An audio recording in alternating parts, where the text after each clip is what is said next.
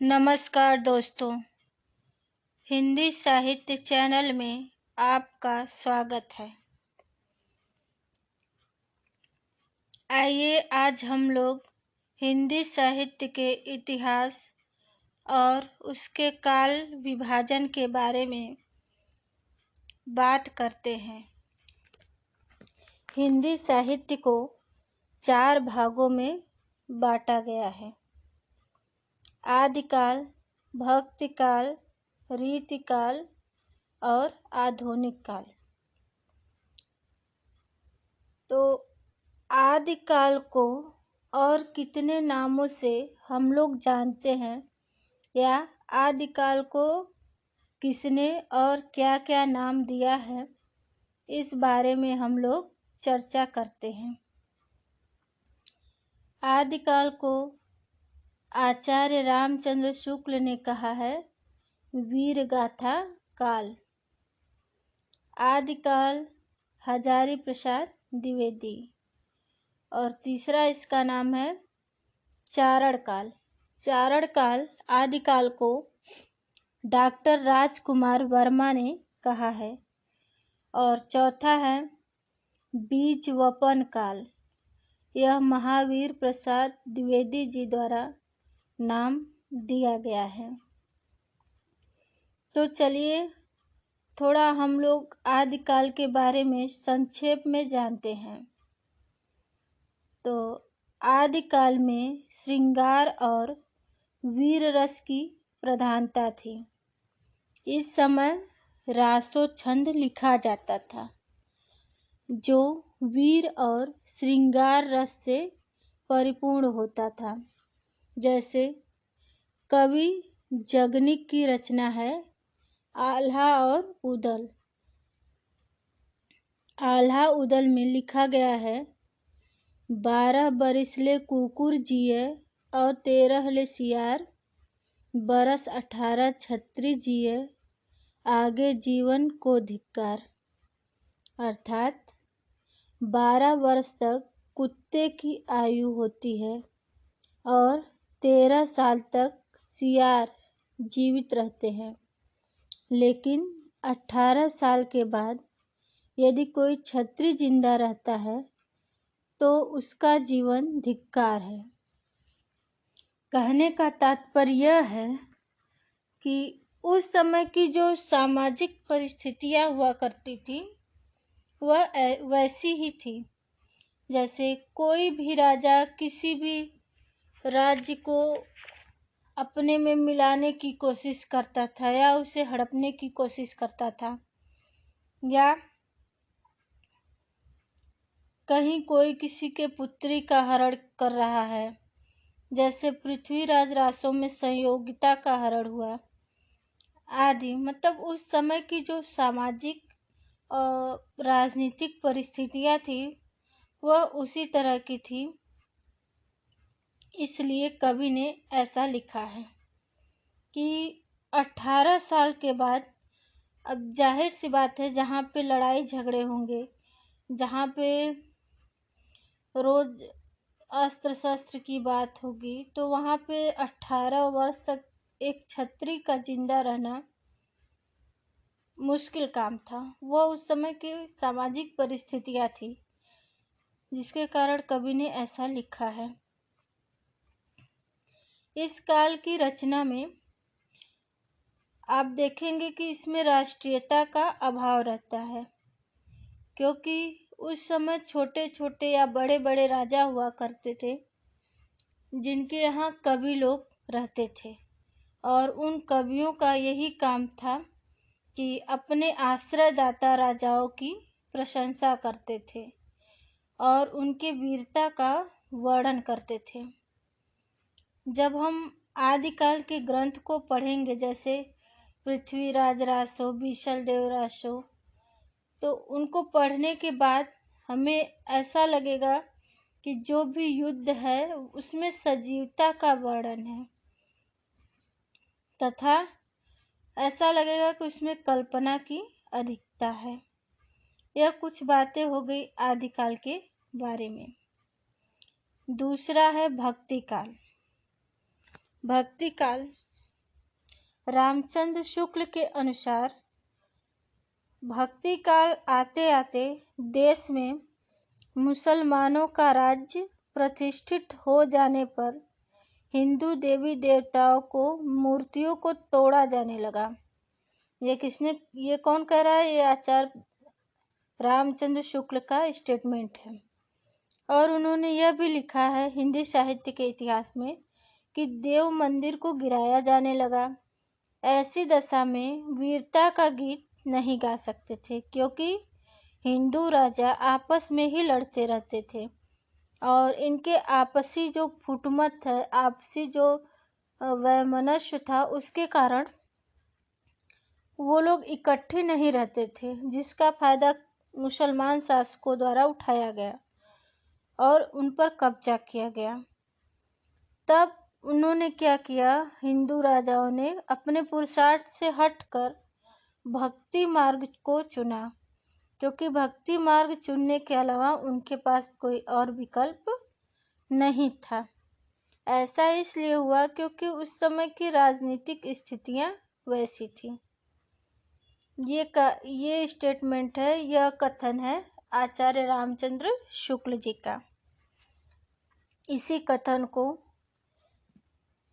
आचार्य हजारी प्रसाद द्विवेदी जी ने असहमति जताई, मतलब इस कथन को उन्होंने सही नहीं माना और उन्होंने कहा कि भक्ति भावना से पराजित होकर, अर्थात जो भक्ति भावना है उन पराजित होकर मनोवृत्ति की उपज नहीं है, ना ही इस्लाम के बलात् प्रचार का परिणाम उत्पन्न हुई। उनका यह भी तर्क था कि हिंदू सदा से आशावादी रहा है तथा किसी भी भक्ति कवि के काव्य में निराशा का पुट नहीं है।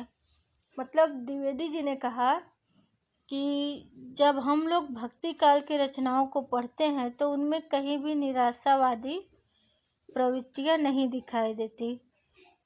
यानी कि कुछ हद तक यह बातें आचार्य रामचंद्र शुक्ल की सही नहीं है कि भक्ति का मुगल के शासकों के द्वारा ही भक्ति काल की उपज हुई।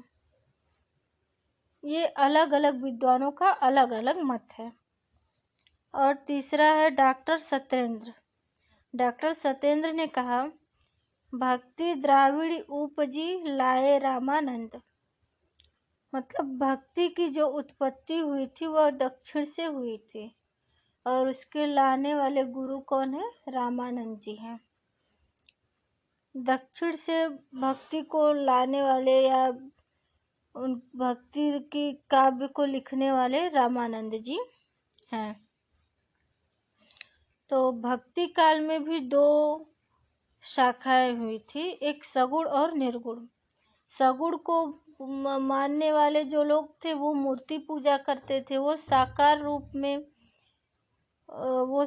रूप में भगवान को मानते थे, और जो निर्गुण भक्ति शाखा के लोग थे वह निराकार रूप का वर्णन करते थे।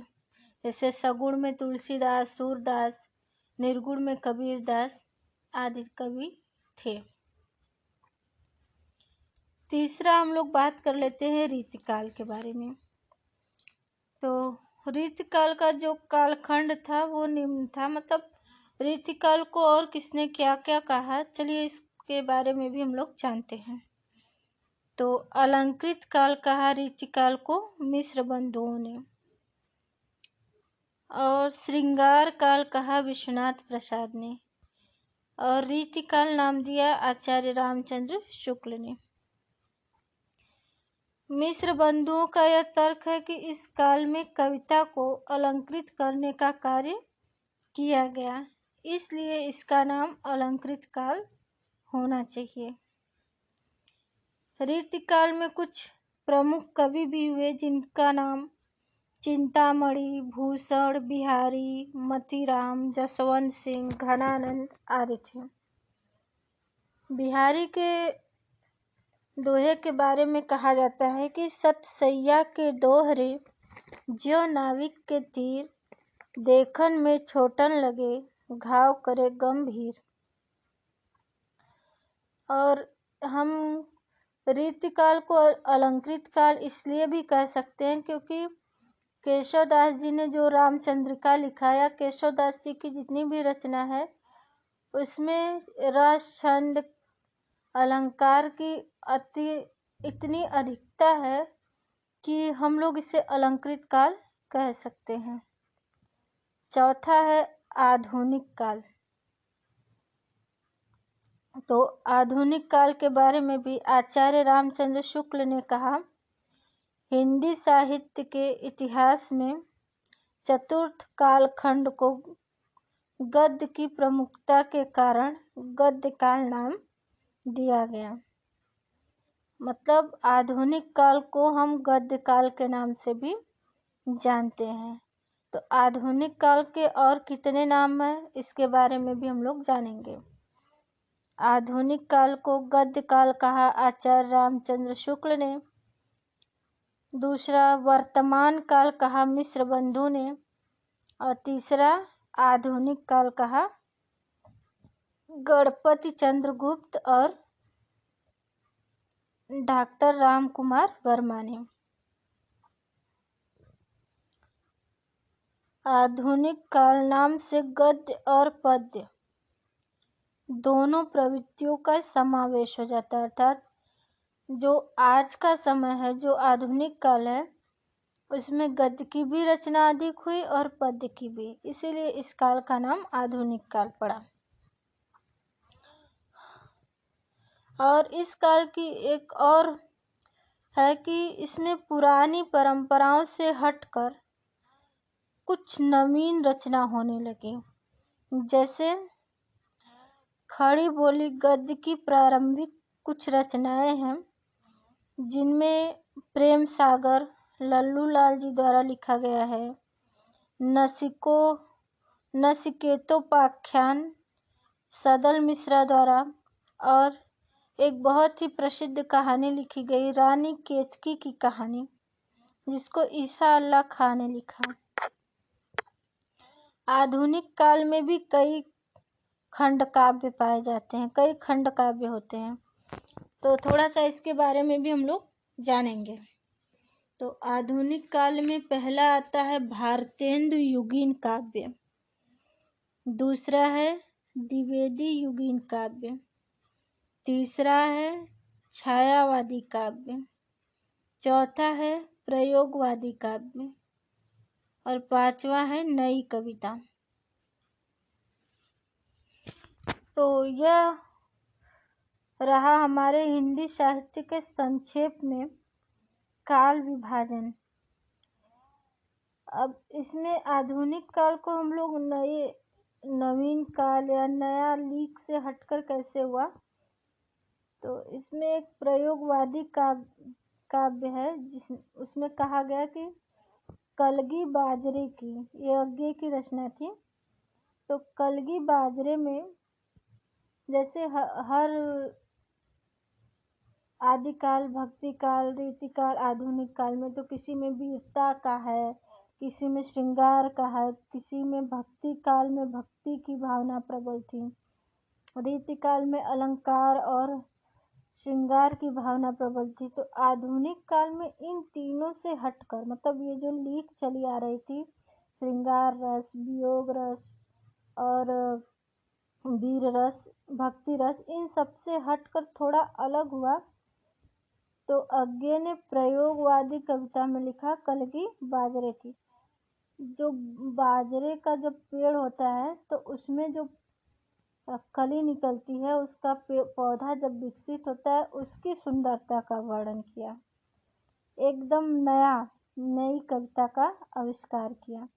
तो इसीलिए हम इसे कह सकते हैं कि यह लीक से हटकर आधुनिक काल में गद्य और पद्य की रचना होने लगी। तो इनके बारे में हम लोग अलग अलग और विस्तार पूर्वक जानेंगे। आज के लिए बस इतना ही। धन्यवाद। अगर हमारा चैनल अच्छा लगा, हमारी बातें अच्छी लगी, तो आप लोग हमारे चैनल को लाइक और सब्सक्राइब कीजिए। उम्मीद करते हैं कि हमारी बातें आपको समझ में आई होगी। धन्यवाद।